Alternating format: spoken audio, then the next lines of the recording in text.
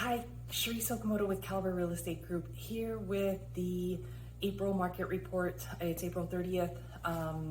So headlines are saying interest rates are going to spike, inventory is up, the housing crash is inevitable. We'll go through all of that, so stay tuned. So interest rates are definitely going to go up. You can see comparatively 2018 in quarter four, we were at 4.8. In quarter four of 2020, we got to an all-time low of 2.8%. We're at just below 3% in quarter one. And by the end of the year, they're projecting rates to go back up to about 3.8%.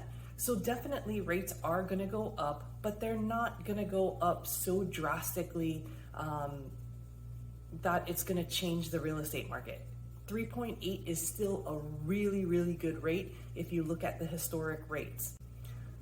So historically, when rates go up, prices come down. Well, if you look at the 2021 home price forecast from the different experts, they're actually predicting that prices are going to continue to go up because of the limited inventory. So Ivy Zelman is predicting 7%. Last year, at some point, she was predicting a 5% increase. So these numbers are going up instead of down as the year continues on. So the average of all of these different experts is that prices will go up 6.8% nationwide. And we know, obviously, that California is much higher than that. This graph is kind of small, but if you can see, this is over the last year. In Orange County, prices are up 20.2%.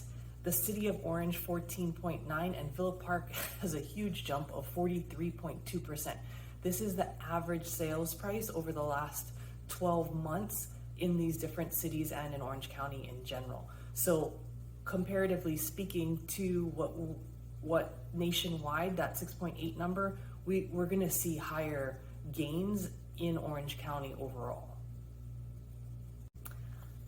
Okay, so in the forbearance market, I know a lot of people are saying that there's still going to be a wave of foreclosures that come to market over the last, from let's say end of February to now. We've gone from 2.71 people in the forbearance program down to 2.31. So over 400,000 mortgages have left the forbearance program. So the experts are not predicting a huge wave of foreclosures. One, because people are working out their forbearance programs. If they are underwater and can't do anything with it, that number is very, very small. And with the lack of inventory that we were seeing, if there are a small number, the people who are underwater and come to market as a foreclosure is not going to be enough to make up for our lack of inventory. The other piece of the lack of inventory is new homes being built.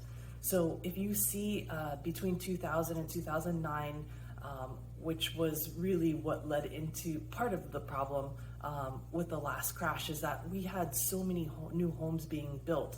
We were at 27.1 million. Right now, between 2010 and 2019, we're at 5.8. So on top of everything else, we're not having new homes come to market, new construction come to market, which is just making the lack of inventory even worse. Okay, some of the news outlets have been reporting that there's been a spike in inventory. There has been more homes coming to market, but if you look at the overall total listings, that is down drastically, because as soon as a house comes to market, it's being bought within the first week here in Orange, if it's priced accurately.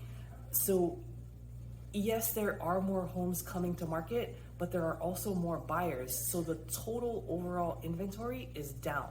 So you just have to be careful in what you're listening to and make sure you're figuring out where they're getting their stats from. If you have any questions, please feel free to reach out to us if you hear something and you're not sure if it's accurate or not. Lawrence Yoon is a chief economist for NAR, is saying that this is not a bubble, it's simply a lack of inventory. So again, if you have any questions about the housing market, about your neighborhood in particular, please feel free to reach out to us. Thanks so much for tuning in. Hope everyone is doing well.